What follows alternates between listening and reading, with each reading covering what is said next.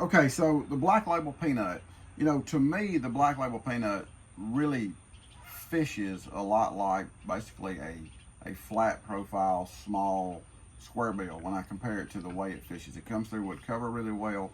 It's a bait that I like to fish, up shallow. It only runs 2, 3, maybe 4 foot deep.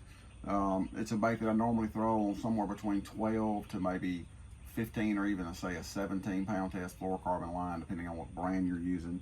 But it vibrates different than a square bill. It's a bait that to me is like a square bill substitute.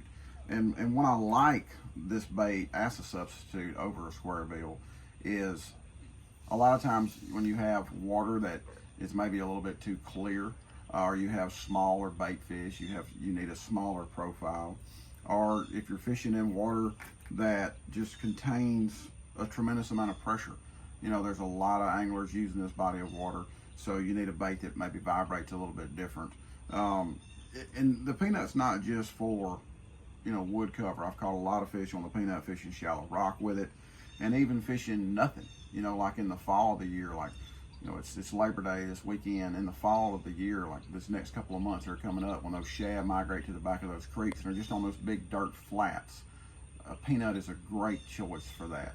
It's also a great choice to me to fish around, isolated boat docks that are in fairly clean water, that are up shallow. When I want a little small profile bait and I'm just fishing down the edges of boat docks trying to catch the corner of a pile and generate a reaction strike. But the peanut it's really a great bait. It's a bait that I have caught fish on all over this country. I've caught them on these tidal rivers down here at home.